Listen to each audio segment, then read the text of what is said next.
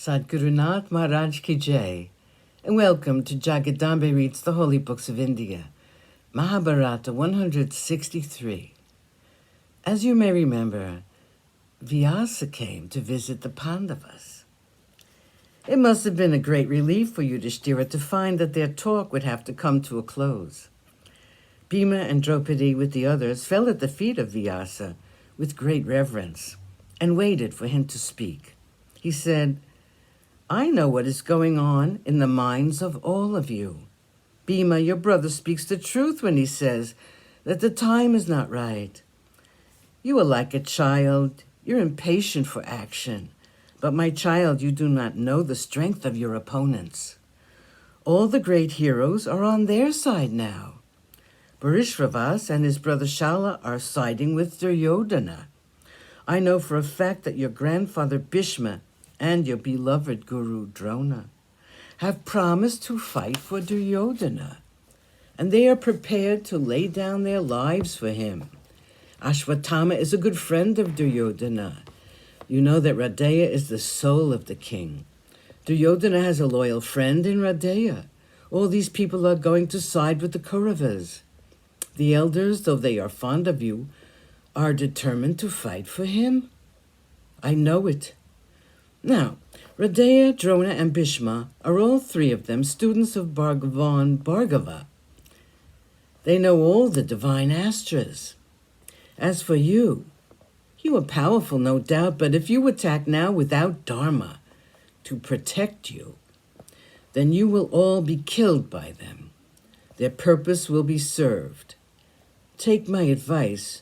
When Arjuna was bent on letting Agni consume the Khandava forest, he had a fight with Indra. As you all know, Indra was defeated. Pleased with his son's prowess, he said, "I will give you all the astras I possess. When the time comes, I will give them to you when Lord Shankara gives you his Pashupata." These were the words of Indra. The time has come. Yudhishthira, you must send Arjuna to the north. He must please Shankara with his penance. Shankara will give him his own Pashupata, and Indra will give him all the astras he has in his possession. Indra will take Arjuna to his abode. When Arjuna returns from the penance, you can rest assured that nothing can hurt you in the war, which is to be fought a few years hence. Bhima, you can be sure there is to be a war. I know it. Ask Arjuna to prepare himself for the war from now.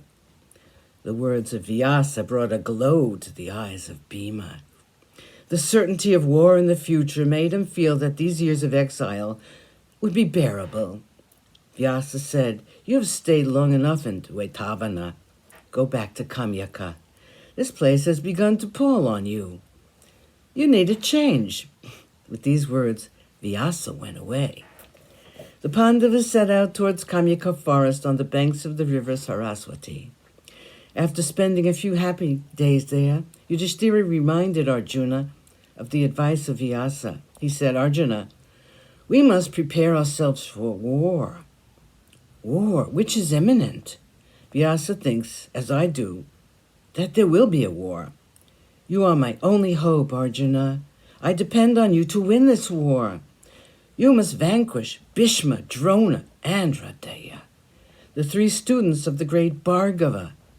Go now to the north and please Shankara with your penance." Arjuna was only too happy to prepare for war. It was the 6th year of their exile. Arjuna was ready for his journey towards the north. He took leave of his brothers and Draupadi.